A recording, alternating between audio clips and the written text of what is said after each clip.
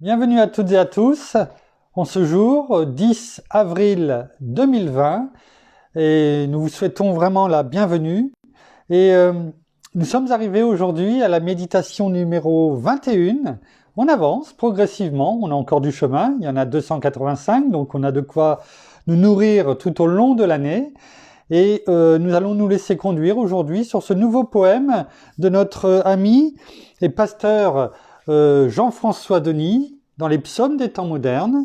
Et donc, nous en sommes aujourd'hui au psaume 21, mais avant toute chose, avant de nous plonger dedans et de voir ce que la parole veut nous révéler au travers de ce psaume également, parce que c'est quand même, ne l'oublions pas, comme le dit pasteur Jean-François, eh bien, l'essentiel avant tout, l'essentiel c'est notre Seigneur, notre Père, notre bien-aimé Saint-Esprit, ne l'oublions pas quand même. Nous voulons souhaiter la bienvenue dans le groupe de notre frère Patrice Joriot, de sa famille, et pour lequel nous avions prié hier soir à la fin de la méditation. Et ce matin, ce soir, nous voulons vous tenir au courant de l'avancée des nouvelles qu'il nous a envoyées. Alors, je vais tout simplement lire le message qu'il nous a envoyé. Bien sûr en gardant l'essentiel de ce qui nous concerne, bien entendu. Et il nous remercie avant toute chose de sa part et de toute sa famille pour notre attention, nos prières et notre bienveillance. Également, il met qu'il y a eu une mobilisation incroyable qui dépasse de très loin ce que j'aurais pu imaginer. C'est ce qu'il met.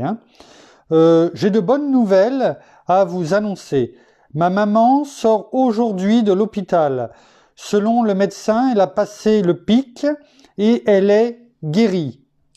Elle est encore très fatiguée et a perdu beaucoup de poids, mais nous allons pouvoir prendre soin d'elle. Merci Seigneur, merci Père, merci bien-aimé Saint-Esprit, nous ne doutions pas de ce que tu allais faire.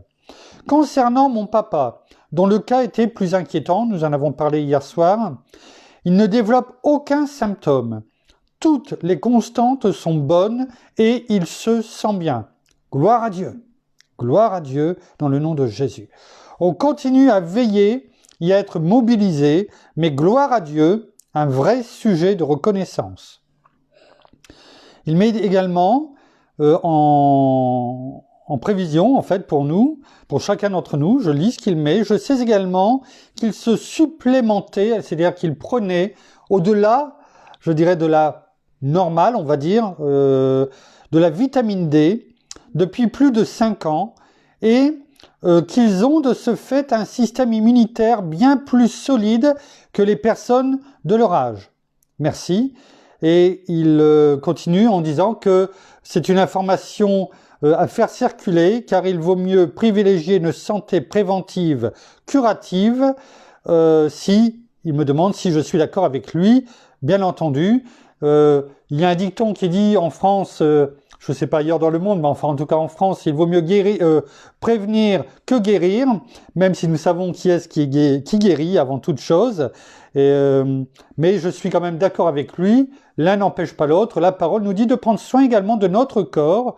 Ensuite, il ne faut pas faire n'importe quoi, mais la parole le dit qu'il est bon de prendre soin de notre corps. Et si Patrice a un talent, en tout cas, qui lui a été donné, il a été conduit à travailler dans ce domaine, eh bien, sachant que nous avons lancé cette semaine en plus les entrepreneurs passionnés, eh bien, c'est avec joie que nous serons amenés à partager ces connaissances pour le bien de chacun d'entre nous. Voilà, je voulais vous tenir au courant de ce que le pourquoi de nos prières hier soir, et gloire à Dieu, eh bien nous voyons qu'elles sont puissantes parce que n'oublions pas ce que dit la parole, la prière du juste est d'une grande efficacité et il est bon de le rappeler.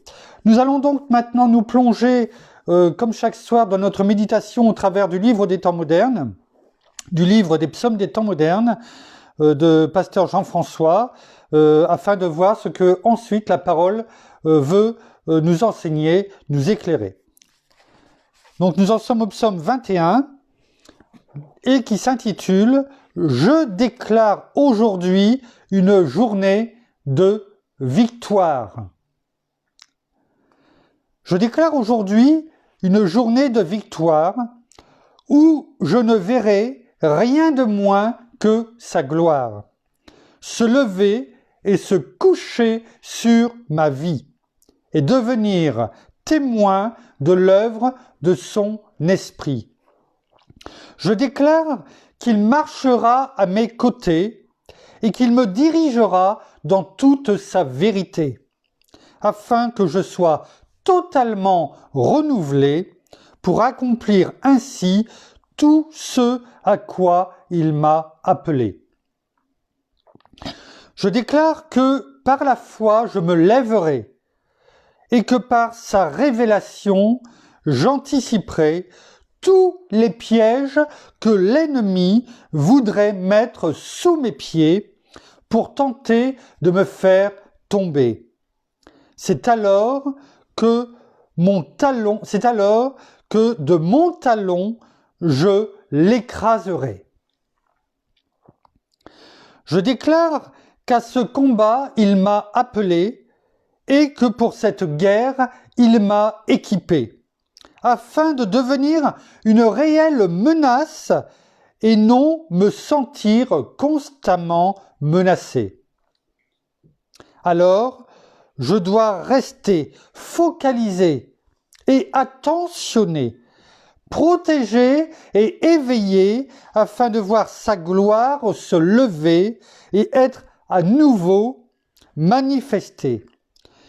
J'appelle donc à la vie tout ce que tu m'as donné en vision, révélé par ton esprit, afin que s'accomplisse prochainement tout ce que j'y ai vu par la foi à travers ton plan. Alors, pas à pas, j'avancerai, confiant en toi et en ma destinée, car je sais que c'est moi que tu as appelé afin d'amener à terme ce pourquoi tu m'as créé. Alors Père, je t'en prie, du fond de mon cœur, entends ce cri, et qu'il parvienne jusqu'à toi aujourd'hui, afin que je sois témoin encore une fois de ta grâce sur ma vie. Je déclare que chaque centimètre de ces régions éloignées, par la foi, j'irai récupérer, afin qu'un peuple et une nation puissent à nouveau louer ton nom et être ainsi réconciliés avec sa majesté. Je te prie pour tous ceux et celles que tu me confies. Donne-moi ta grâce et ta force aujourd'hui pour prier et intercéder, jeûner et pleurer pour chacune de ces vies. Car je désire voir ta main sur chacun d'entre eux, afin que tous marchent de victoire en victoire, consacrés à toi, Seigneur mon Dieu. Je vois par la foi une armée se lever, nombreuse et mobilisée, victorieuse et assoiffée, menaçante, impressionnante et préparée à conquérir, à sacrifier, à se battre et à entrer dans cette bataille afin que d'autres aussi puissent être sauvés. Merci Seigneur d'ériger une telle armée d'hommes et de femmes consacrés qui, à la gloire de ton nom, entraînera à nouveau un peuple entier à changer de direction. Merci Seigneur, merci Père, merci bien-aimé Saint-Esprit pour ce poème dont tu as oint il y a peut-être des années déjà, Pasteur Jean-François, et qui fait écho dans la vie de chacun d'entre nous. Ce psaume des temps modernes écrit est pour chacun d'entre nous. Et quand nous l'avons commencé, il y a maintenant 21 journées, nous ne savions pas, parce que j'ai pris un point d'honneur à découvrir chaque jour ce qu'il va nous révéler. Et on s'aperçoit qu'aujourd'hui, le titre c'est « Je déclare aujourd'hui une journée de victoire ». Oui, victoire en Christ notre Seigneur, ça tombe bien, aujourd'hui il n'y a pas de hasard. Je dis toujours, le hasard c'est un train que Dieu prend incognito, et effectivement, son timing est toujours parfait.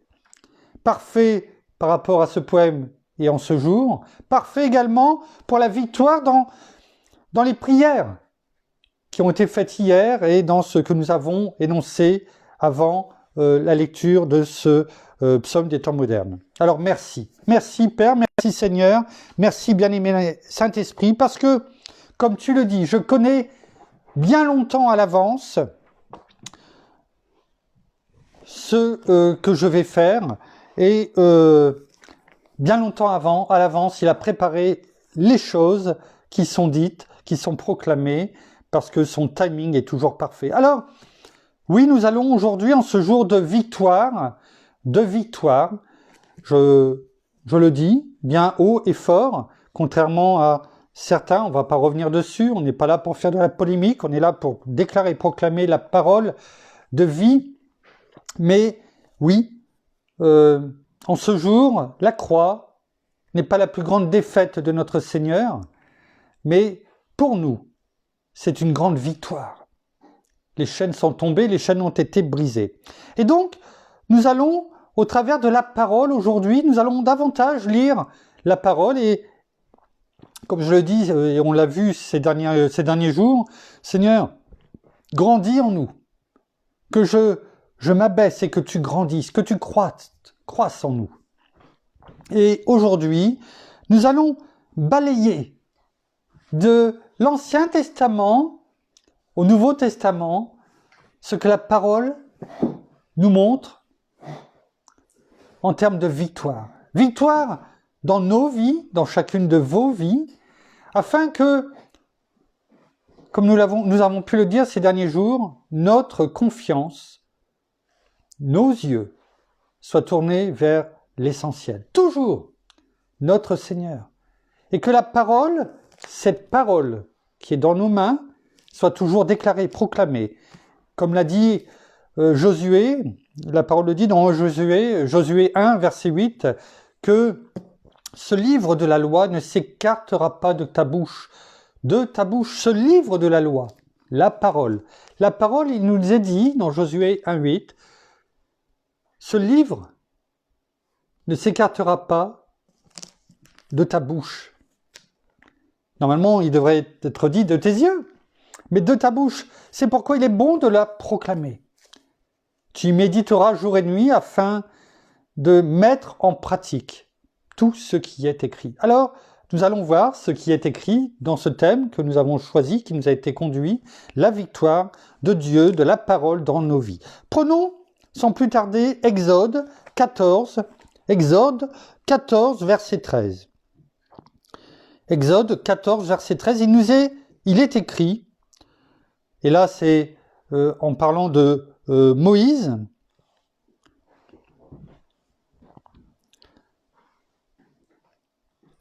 Moïse répondit au peuple donc d'Israël, lorsqu'ils étaient bien sûr dans le désert, « Soyez sans crainte, restez en place et voyez comment l'Éternel va vous sauver aujourd'hui, car les Égyptiens que vous voyez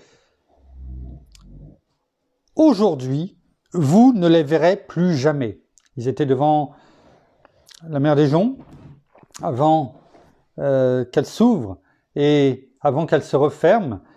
Et voilà ce que disait Moïse. Voyez, soyez sans crainte et voyez comment l'Éternel va vous sauver aujourd'hui, car les Égyptiens que vous voyez aujourd'hui ne vous les verrez plus jamais. C'est le cas avec nos ennemis, quels qu'ils soient, les ennemis spirituels, nos ennemis dans ce monde, tout simplement. quel qu'il soit. Ça peut être aussi bien les tentatives de l'ennemi afin de nous faire chuter, et qu'il emploie certaines personnes dans notre vie privée, dans notre vie professionnelle. Alors, voyez, ce n'est pas à nous de juger, ce n'est pas à nous de les attaquer, de les critiquer, mais laissons, comme Moïse l'a dit, voyez comment l'Éternel, aujourd'hui, va vous délivrer. Exode 23, verset 22. Exode 23, verset 22. Il est écrit. Là, c'est la promesse qui avait été faite à Moïse pour l'entrée en Canaan. Et donc, il dit, c'est l'ange qui... c'est Dieu qui dit à Moïse, en parlant de l'ange qui lui est envoyé, « Mais si tu lui obéis, et si tu fais tout ce que je te dirai, je serai l'ennemi de tes ennemis et l'adversaire de tes adversaires. »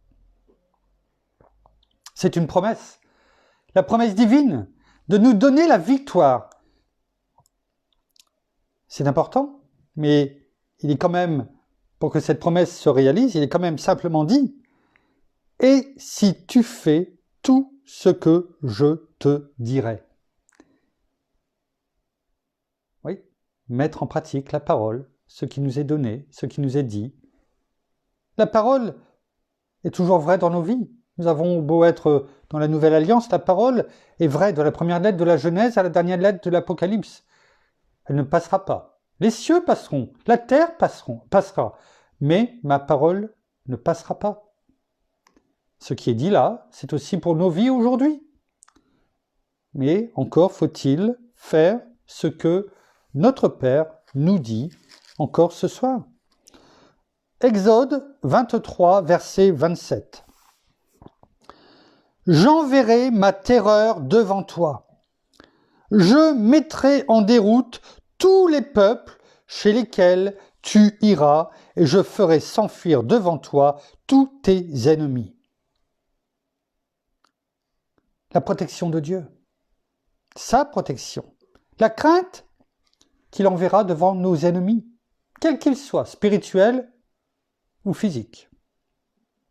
Notre invincibilité, non pas nous, mais parce que Christ vit en nous. Deutéronome 7. Il est écrit, « L'Éternel mettra en déroute devant toi tes ennemis qui se dresseront contre toi. Ils sortiront contre toi par un seul chemin et ils s'enfuiront devant toi par 7 chemins. » Oui. Il mettra en déroute.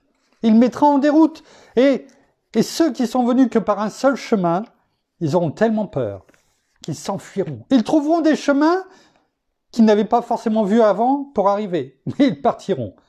Ils partiront les bras, les jambes à leur cou, comme il est dit. Les jambes à leur cou. Ils s'enfuiront de terreur. Merci Seigneur. Merci Père. Merci, bien-aimé Saint-Esprit. Voyons maintenant dans 1 Samuel 17, verset 45.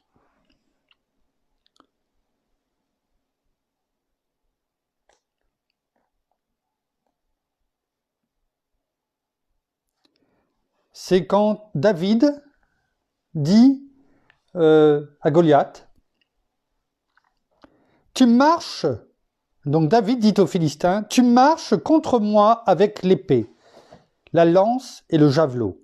Et moi, je marche contre toi au nom de l'Éternel des armées, du Dieu des troupes d'Israël que tu as mise au défi. » Et au verset 47, il est écrit, « Toute cette assemblée reconnaîtra que ce n'est ni par l'épée, ni par la lance que l'Éternel sauve, car la bataille appartient à l'Éternel et il vous livre entre nos mains. »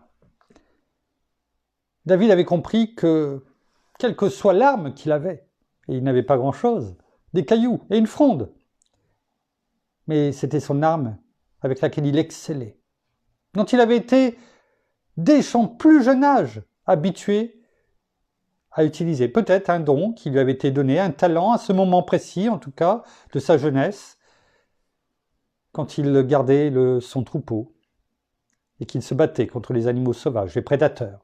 Et ce prédateur qui se dressait devant le peuple d'Israël, à ce moment-là, c'était ce Philistin, Goliath. Et il n'a pas changé.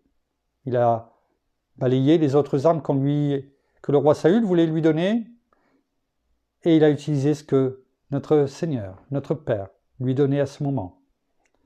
Et il a su mettre l'arme ultime, devant lui, qu'il a proclamé, comme on a pu le dire dans 1 Josué, verset 8.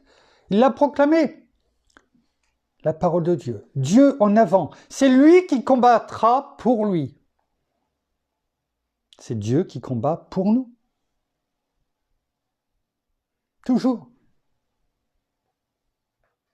Toujours. Notre Père combat pour nous. Notre Seigneur, en montant, lors de l'ascension, on a pu le voir hier en regardant le film sur la résurrection de Jésus, et la fin, c'était ça. Et je serai tous les jours avec vous. Tous les jours. Il est là, avec nous. Tous les jours, à tout instant. Merci Seigneur. Merci.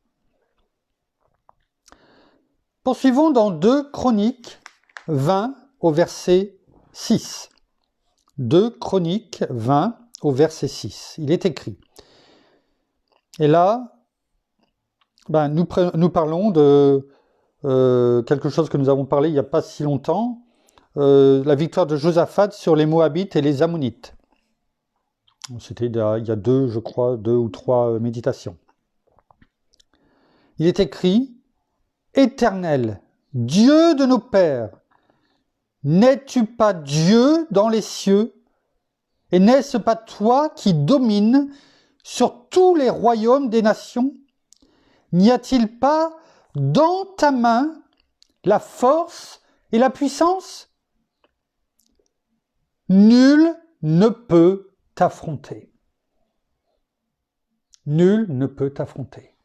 Quand Dieu est avec nous, quand notre Seigneur est à nos côtés, quand notre bien-aimé Saint-Esprit nous conduit, nous pouvons dire, à partir du moment où on est bien dans la sagesse, on est bien d'accord. Je ne vous dis pas de faire des choses, vous mettre en danger en croyant que, dans ces cas-là, on peut dire « je peux le faire parce que Dieu est avec moi ». Ce n'est jamais ce que je vous ai toujours dit. Jamais. Jamais. Qu'on soit bien et qu'on ne me fasse pas dire des choses ou penser des choses que je n'ai pas dites. Toujours avoir la sagesse. Je vous renvoie dans les différentes méditations qu'on a pu voir, et notamment sur celle sur la sagesse. Toujours avancer avec sagesse et faire les choses avec sagesse. La sagesse divine, qui nous donne la connaissance et l'intelligence. Mais à partir du moment où c'est fait dans celle-ci, nous pouvons dire « Nul ne peut t'affronter ». La parole est esprit et vérité. Et ce que nous recevons, nous devons le recevoir sans douter. C'est pourquoi nous prions et que nous voyons les victoires. C'est pourquoi, dans la maladie, mais aussi dans tous les domaines de notre vie, ça ne veut pas dire que c'est toujours facile, il peut y avoir un temps, mais je le déclare, je le proclame, Père, éternel des armées, nul ne peut t'affronter. Dans les psaumes maintenant. Dans les psaumes, plongeons dans les psaumes 34, verset 18. Il est écrit « Quand les justes crient, l'Éternel entend. » On l'a vu hier soir. Quand les justes crient, l'Éternel entend. Merci. Et il les arrache à toute leur détresse. Apprenez-le par cœur. Gravez-le sur la table de votre cœur. Gravez-le. Quand les justes crient, l'Éternel entend. Et il les arrache à toute leur détresse. Vous vous sentez pas bien? Vous avez des moments difficiles? J'ai pu en parler avec quelqu'un tout à l'heure au téléphone. Tourne-toi. Tourne-toi vers notre Seigneur, vers notre Père. Viens à genoux dans ton lieu secret. Viens lui parler. Viens lui déverser tes larmes, mais aussi ton fardeau. Il agira. Ne laisse pas agir l'amertume, la colère dans ton cœur, car là tu ouvres des portes. Et l'eau, comme dans le rocher, s'engouffre, jusqu'au moment où il le fait éclater. Merci. Le psaume 118. Psaume 118, verset 6. L'Éternel est pour moi, je ne crains rien. Que peuvent me faire des hommes? Si je ne me trompe pas, on aura l'occasion de revenir sur un verset dans le Nouveau Testament, un peu qui nous fera référence à ce verset, je le redis. L'Éternel est pour moi, je ne crains rien, que peuvent me faire des hommes? On ne va pas revenir sur la crainte.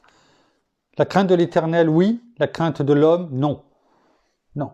Nous n'avons pas à avoir crainte, à craindre quoi que ce soit. La crainte, c'est l'opposé de la foi. Nous ne pouvons pas craindre, avoir peur et dire j'ai la foi, une foi inébranlable. Non. C'est les deux opposés. C'est l'un ou c'est l'autre. La parole le dit, ou tu aimeras l'un ou tu aimeras l'autre, ou tu haïras l'autre. On ne peut servir de maître à la fois, même si c'est dans des contextes différents, cette vérité est toujours la même. On ne peut pas être dans la crainte et dans la peur, je veux dire continuellement, ou pour chaque épreuve, et dire qu'on a une foi inébranlable. Hein? Voyons maintenant dans Jérémie 20, chapitre 20, verset 11. Jérémie 20, verset 11. Mais l'Éternel est avec moi, comme un héros puissant. C'est pourquoi mes persécuteurs trébucheront, ils ne vaincront pas, ils auront bien honte de n'avoir pas réussi, ce sera une confusion éternelle qui ne s'oubliera pas. Jérémie écrivait cela dans un contexte bien difficile peut-être pour lui. Et il pouvait peut-être avoir peur pour sa vie. Pardon. Peur pour sa vie. Pourquoi? Tout simplement parce que notre Père, l'Éternel, Dieu, lui avait déclaré et proclamé de crier que Jérusalem allait traverser des moments très difficiles, qu'ils allaient être, comment dirais-je,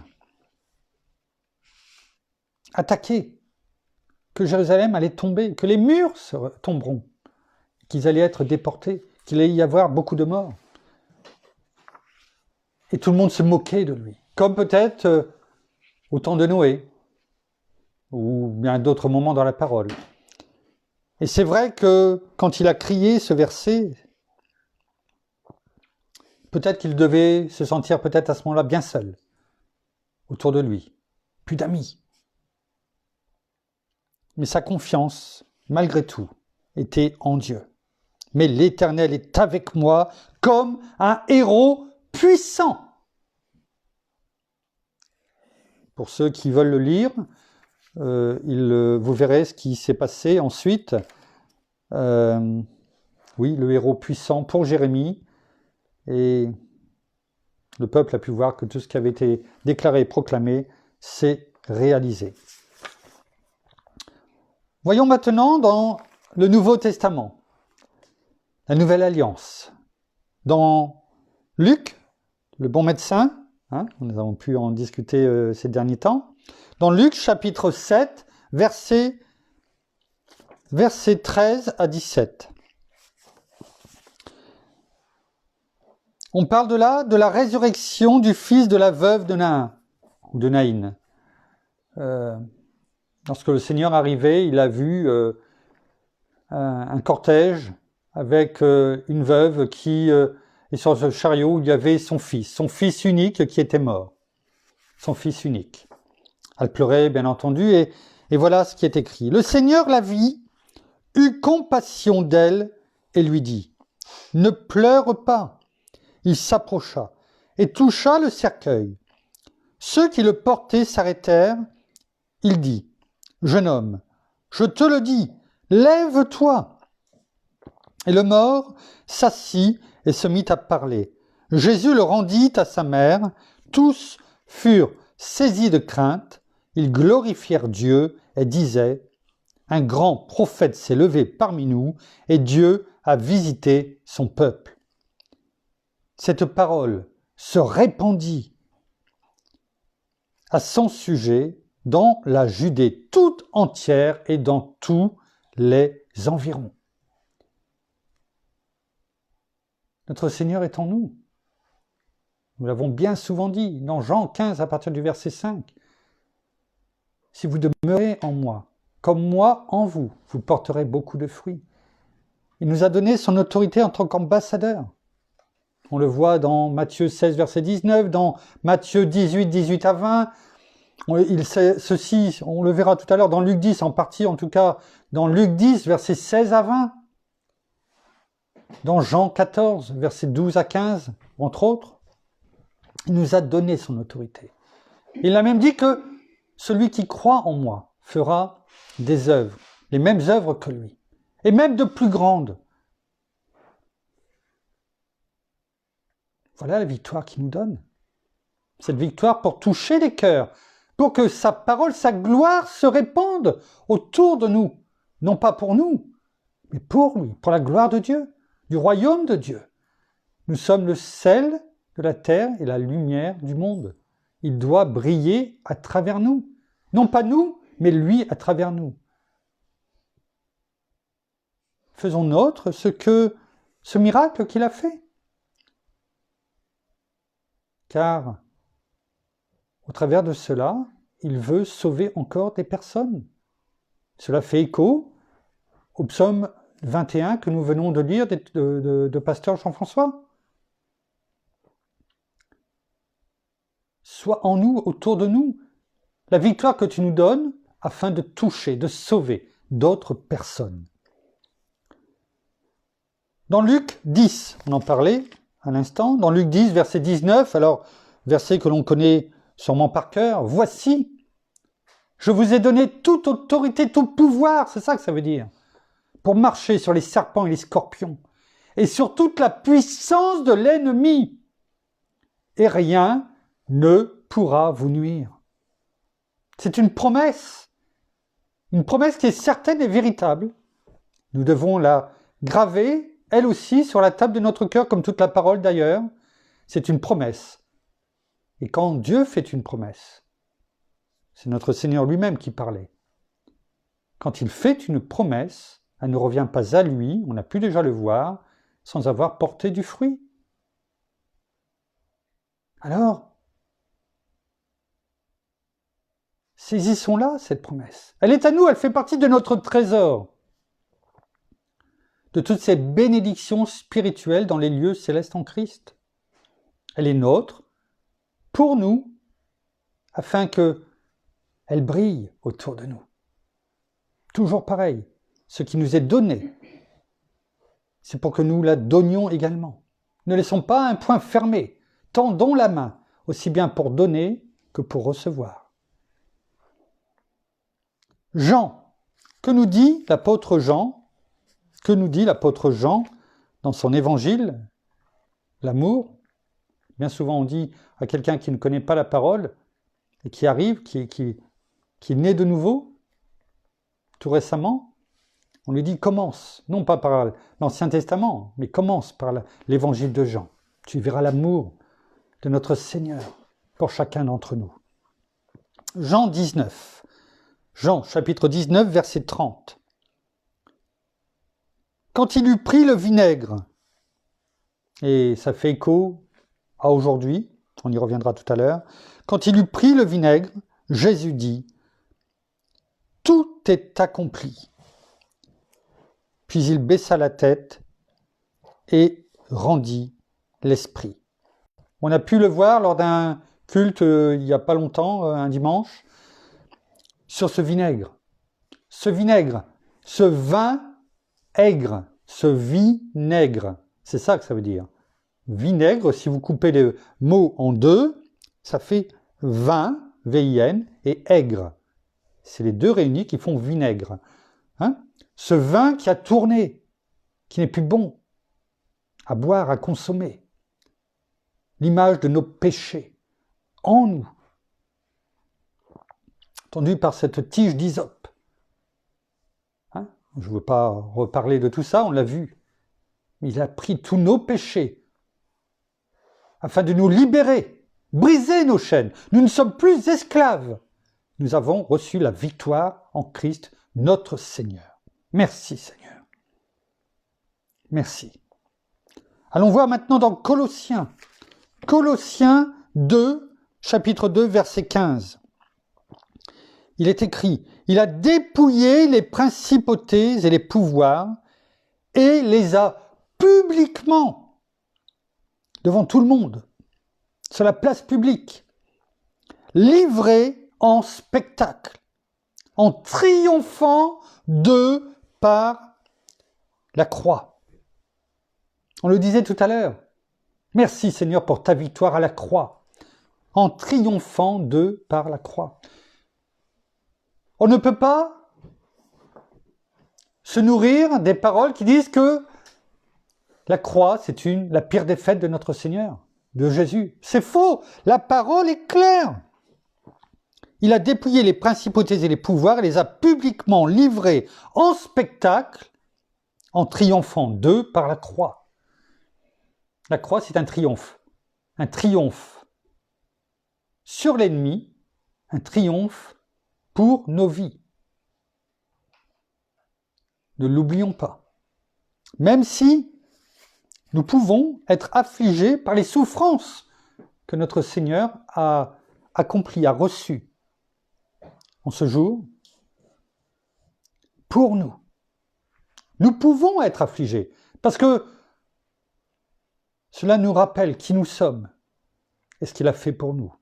Alors oui, nous pouvons pleurer, nous pouvons être affligés un peu de temps à ce sujet, en voyant ce qu'il a subi, sans rien dire, pour nous. Mais rappelons-nous que c'est une victoire aussi parce qu'il a brisé nos chaînes, il nous a libérés en cela de l'esclavage.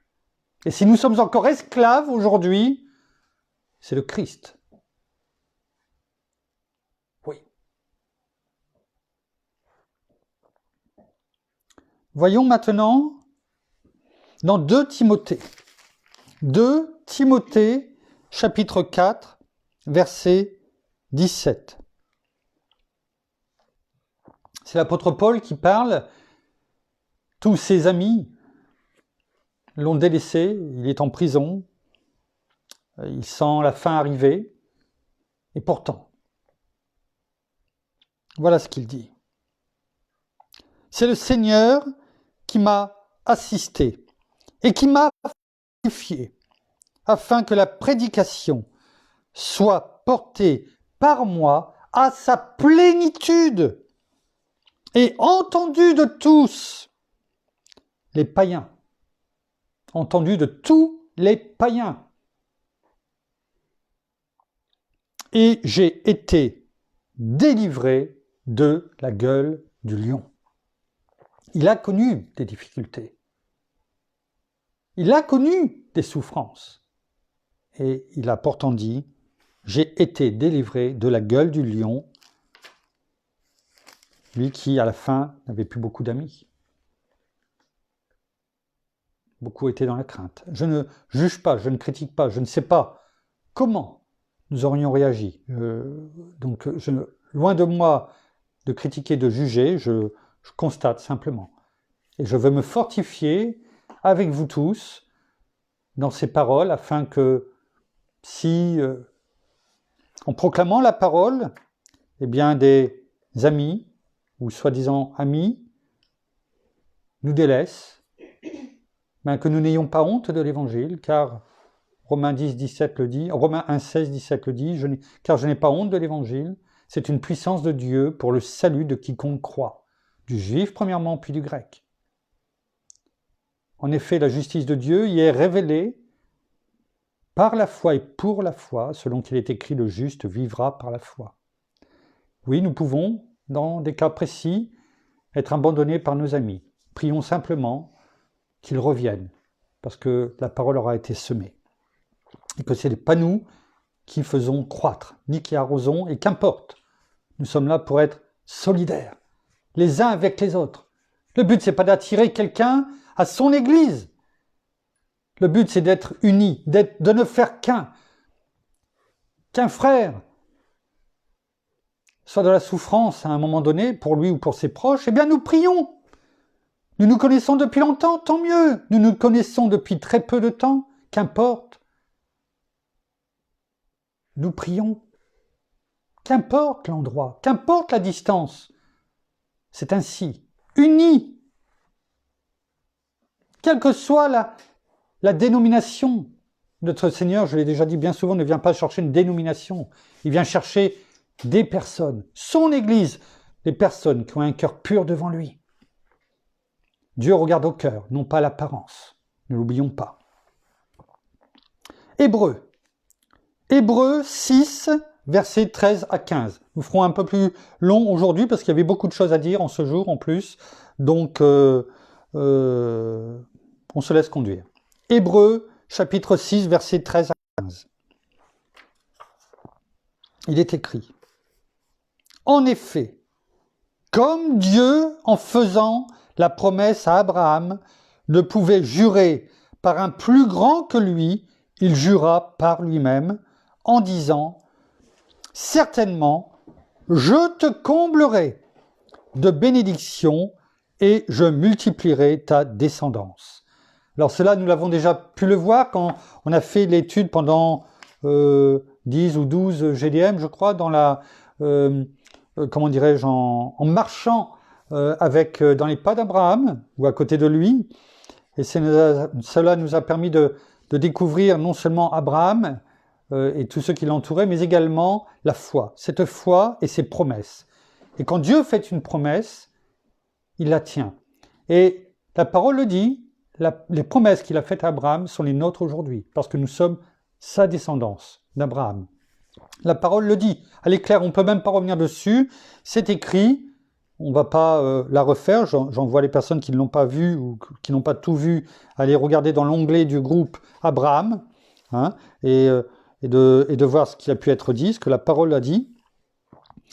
Donc, voilà encore la puissance de notre Père, sa promesse, l'héritage des justes. Sa promesse, sa victoire en nous. Hébreux 13, ce que je vous disais tout à l'heure, Hébreux 13, on y arrive, verset 6, vous allez voir, cela va faire une redondance avec ce qu'on a pu dire tout à l'heure, mais tant mieux, parce que le fait de se rappeler plusieurs fois les mêmes choses, eh bien ça entre davantage dans notre esprit, dans notre tête, dans nos pensées et surtout dans notre cœur. Que dit Hébreux 13, verset 5 à 6, verset 6, pardon. C'est pourquoi nous pouvons dire avec courage, le Seigneur est notre secours. Je n'aurai pas de crainte. Que peut me faire un homme? Il le redit. On peut le dire avec courage, le Seigneur est notre secours. Je n'aurai pas de crainte. On ne peut pas avoir de crainte si notre Seigneur est notre secours. Merci. Merci Seigneur. Merci. Dans 1 Jean 4,4, verset que vous connaissez bien entendu, je ne veux même pas faire l'affront de vous dire que vous ne le connaissez pas. Il est écrit, vous petits enfants, vous êtes de Dieu. C'est pas que les petits enfants, on parle de chacun d'entre nous, qui avons un cœur comme un enfant. C'est pourquoi nous pouvons aujourd'hui entrer dans le royaume de Dieu. Vous, petits enfants, vous êtes de Dieu, et vous avez vaincu les faux prophètes. Car celui qui est en vous est plus grand que celui qui est dans le monde. C'est clair, c'est une promesse, c'est une victoire en nous en tant qu'enfants de Dieu. Celui qui est en nous est plus grand que celui qui est dans le monde.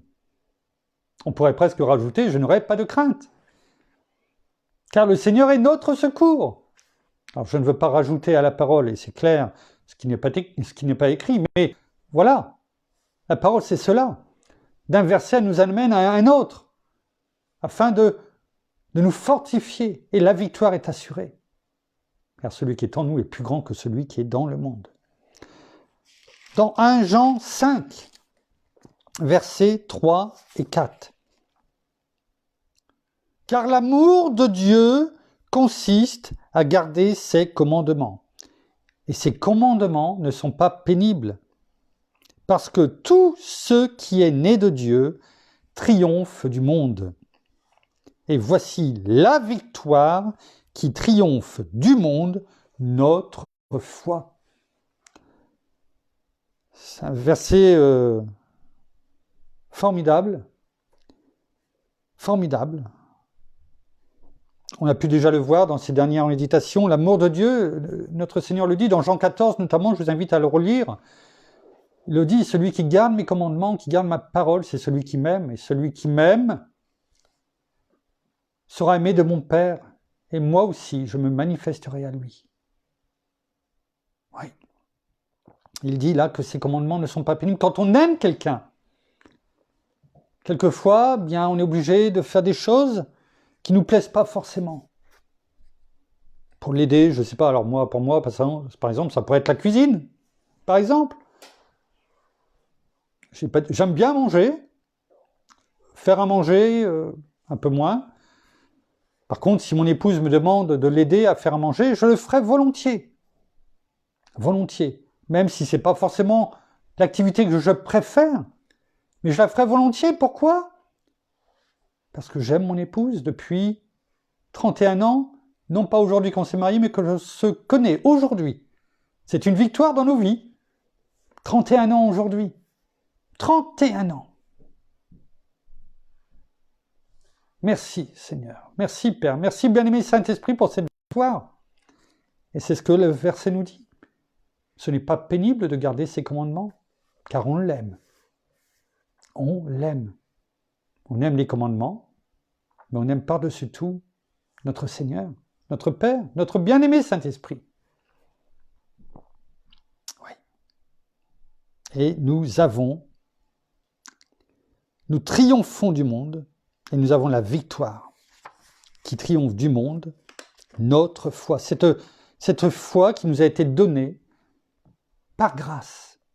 Ce n'est pas notre foi, la foi que l'on peut mettre dans l'être humain, dans notre foi à nous, dans ce que nous croyons, en tout cas, pouvoir faire de nous-mêmes.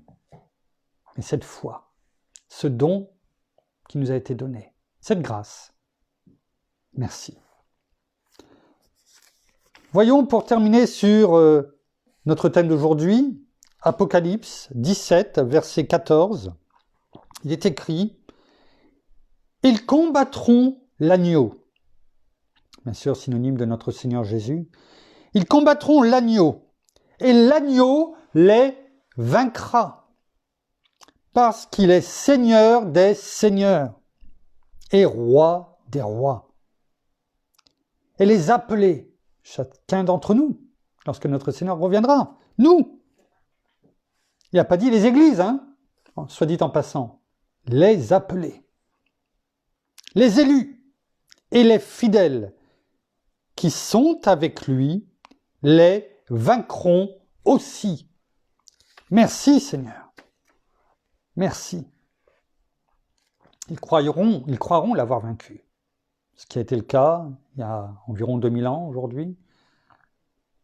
Ils croyaient l'avoir vaincu. Mais c'était notre Seigneur qui les avait vaincus. Alors, nous avons pu voir hier soir que Nous étions jeudi, nous avons pu voir hier soir que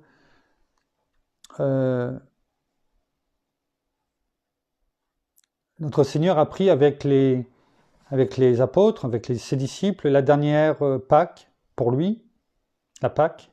Et il a dit dans Luc, au chapitre 22, au verset 15, et nous étions un tout petit peu attardés dessus, qu'il avait dit « J'ai désiré vivement ».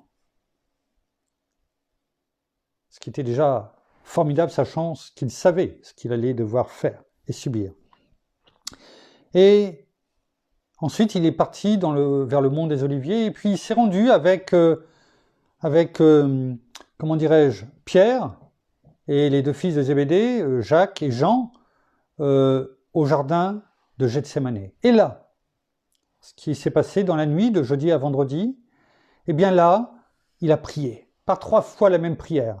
Et c'est vrai que c'était un moment où le combat s'est livré. Je ne dis pas que la suite a été facile, et peut-être que le plus dur, pour notre Seigneur Jésus, en tout cas dans ce qu'il nous est montré dans la parole, c'était à Gethsémane, où un combat s'est livré dans son âme. Alors, on le voit notamment alors c'est décrit dans Matthieu, dans Marc, dans Luc. Je vous envoie alors c'est dans Matthieu 26 à partir du verset 36, dans Marc 14 à partir du verset 32 et dans Luc 22 à partir du verset 39. Et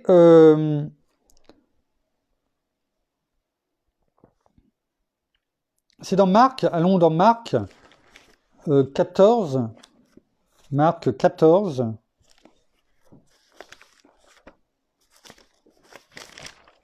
Marc chapitre 14, verset 32.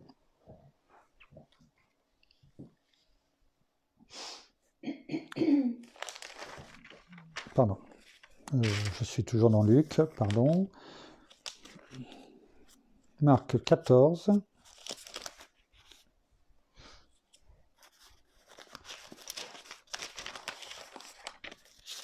J'y arrive. Voilà. Marc 14, verset 32.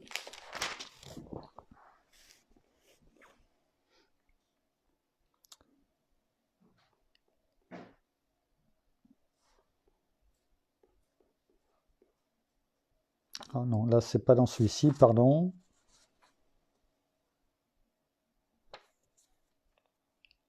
C'est dans...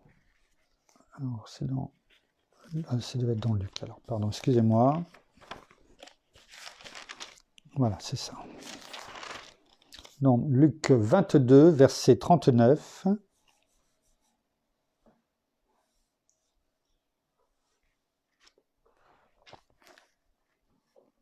Voilà, c'est bien ça.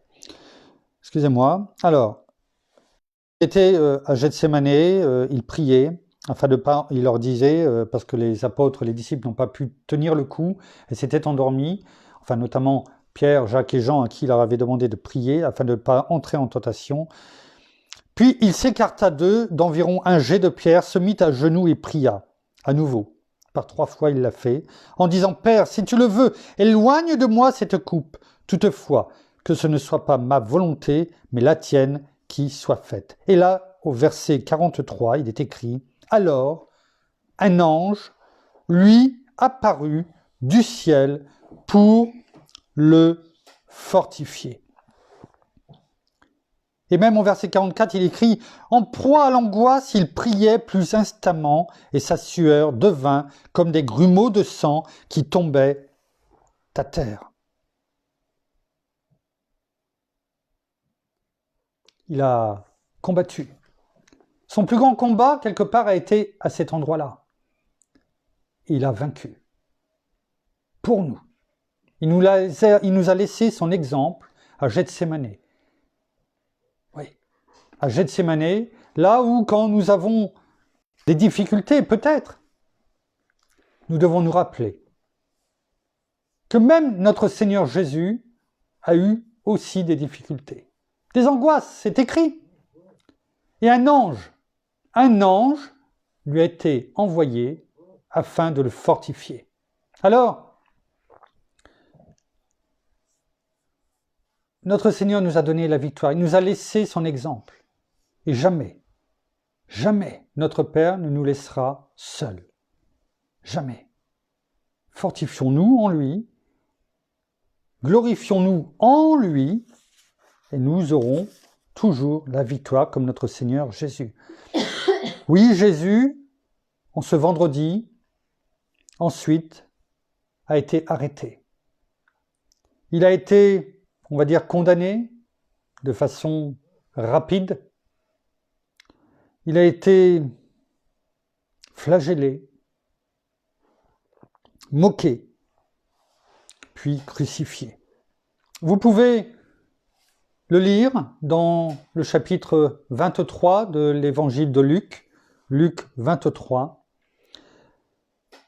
Mais malgré tout cela, et c'est ça qui doit aussi nous fortifier, c'est que dans tout ce qu'il a traversé en ce jour, il n'a jamais pensé à lui-même. Jamais. Même sur la croix. Il a pensé aux femmes qui pleuraient. Il a pensé à elles. Il a pensé à sa mère. Et pourtant, il devait souffrir. Il a pensé aux malfaiteurs qui étaient à côté de lui.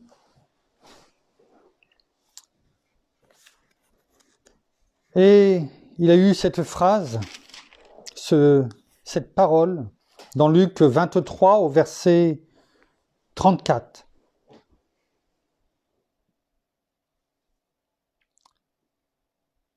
Jésus a dit, « Père,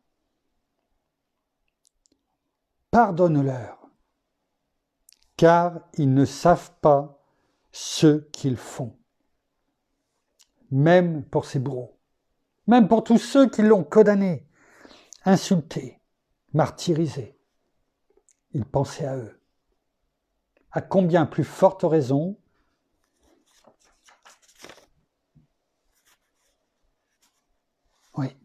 à combien plus forte raison il pense à nous.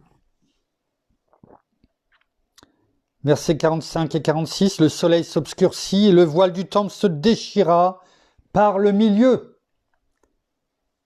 Il nous donne la victoire. Ce libre accès au lieu très saint, on en a parlé dans les dernières méditations, où nous pouvons aujourd'hui victorieusement entrer dans ce lieu très saint et pouvoir contempler la gloire de Dieu sur nous, sur chacun d'entre nous. Et Jésus s'écria d'une voix forte, « Père, je remets mon esprit entre tes mains. » Et en disant ces paroles, il expira. Merci Seigneur, merci Père, merci. Alors, si nous faisons de Dieu notre source, si nous faisons de Dieu notre source, notre victoire, la parole, tout ce que nous méditons jour après jour, si nous faisons de Dieu notre source en Jésus-Christ, notre Seigneur, notre Roi, alors nous devenons une ressource victorieuse entre ses mains, pour bénir les autres. Et c'est ce qu'il nous a donné comme commandement d'aller partout, à travers le monde. Ce monde, ça peut être autour de chez nous, de notre famille tout simplement. Partout où notre Père veut nous envoyer, notre Seigneur, où notre bien-aimé Saint-Esprit nous conduit, peut-être tout simplement au travers des réseaux sociaux aussi, à faire selon les talents qu'il nous a donnés à chacun, qu'il soit notre ressource. Enfin, qu'il soit notre source et que nous soyons ses ressources, sa ressource entre ses mains, afin de pouvoir être nous-mêmes une source de bénédiction pour les autres, à travers Jésus-Christ, notre Seigneur. Merci Père, merci Seigneur, merci bien-aimé Saint-Esprit. Nous terminons par la prière. Merci. Oh, merci Seigneur encore pour ce moment de partage et ce moment où nous pouvons nous retrouver auprès de toi. Merci encore de tout ce que tu nous révèles par ta parole, par la parole. Merci bien-aimé Saint-Esprit d'ouvrir nos yeux, d'ouvrir nos oreilles et surtout d'ouvrir et de toucher nos cœurs. Que ce que nous avons entendu ce soir ne reste pas sans effet dans nos cœurs et dans nos vies. Merci parce que par toi, Seigneur, eh bien, nous avons la victoire sur les combats de nos vies, sur les luttes de nos vies, sur ce que nous vivons. Car tu es à nos côtés. Toi, Père, tu es là, devant nous et tu nous conduis. Tu es notre espérance. Et c'est en toi que nous devons espérer vivre chaque jour de nos vies. Merci Seigneur. Oui, Seigneur, vraiment, conduis-nous à chaque moment de nos vies à gagner ces victoires, à gagner ces combats. Pas simplement pour nous, mais aussi pour toi, pour nos familles, pour nos bien-aimés, pour les personnes qui sont autour de nous. Et que tout combat, toute lutte que nous gagnons, eh bien, soit une victoire. Et que par là, toi, Père, ça soit toi qui sois glorifié par ces victoires. Dans nos vies, dans nos luttes, dans nos détresses, dans nos difficultés. Oui, alors sachons vraiment toujours tourner nos yeux vers toi. Sachons élever nos voix. Merci. Non seulement en parole, mais aussi en chant, en louange. Oui. Sachons vraiment encore t'adorer et te louer pour tout ce que tu accomplis. Alors oui, Seigneur, merci encore pour ce sacrifice à la croix que tu as fait pour nous, et combien cela a été une victoire totale sur l'ennemi. Oui, tu as vaincu la mort pour nous.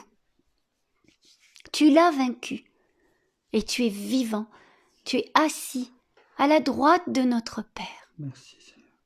Oui, c'est une réalité. Tu es vivant. Oh, gloire à toi. Alors gloire à toi, Seigneur Jésus. Toi, notre majesté, notre roi. Hier, aujourd'hui, demain, mais pour l'éternité. Oh oui, Seigneur. Merci. Dans le nom de Jésus. Amen. Amen, Seigneur. Amen. Merci, merci. Voilà, ainsi se termine la méditation du jour, qui était un petit peu plus longue parce qu'il y avait beaucoup de choses à dire aujourd'hui en ce jour particulier, mais nous nous sommes fortifiés. Alors, comme tous les soirs, je vous demanderai de rester sage. Si vous n'êtes pas obligé de sortir, quel que soit l'endroit dans le pays où vous êtes, eh bien restez chez vous. Je crois qu'il y a peut-être des personnes qui pourront témoigner, notamment les parents de notre frère qui pourtant sont restés confinés, qui ont été touchés. Donc, mais gloire à Dieu, ils sont guéris. Merci Seigneur. Et je pense aussi à ces deux sœurs, afin qu'elles soient fortifiées. Nous avions prié pour elles hier soir également. Eh bien, restez sages. Restez chez vous, sauf si vous ne pouvez pas faire autrement pour différentes raisons, travail ou course ou autre. Restez chez vous, quoi, en attendant. Faisons preuve de sagesse. N'oublions pas que la parole le dit. Nous sommes appelés, la parole le dit, à un moment donné, eh bien, de rester chez nous. Pendant un peu de temps, la parole le dit afin que, le mal passe. Comme ça a été le cas pour les Israélites en Égypte, entre autres choses. Et le sang de notre Seigneur Jésus fait expiation pour nous, et l'ange destructeur passe, mais ne nous touche pas. Je le déclare et je le proclame sur chacun d'entre nous, sur chacune de nos familles. Le sang de Jésus est une victoire pour nous. Alors, soyez bénis, passez une bonne soirée, une bonne journée, une bonne après-midi pour d'autres avec le décalage horaire, pour notre ami Patrice, et pour bien sûr Jean-François et pasteur Jean-François et son épouse et toute leur famille, pour les ministères Théovox, les studios Théovox qui continuent à travailler là-bas, et notre pasteur Jean-Pierre Desmarais et son épouse Nathalie et tous nos frères et sœurs là-bas, en tout cas au Canada. Donc passez une bonne après-midi pour vous, une bonne soirée pour chacun d'entre nous. Je vous donne rendez-vous demain, au même endroit, à la même heure. À demain, soyez bénis. Au revoir.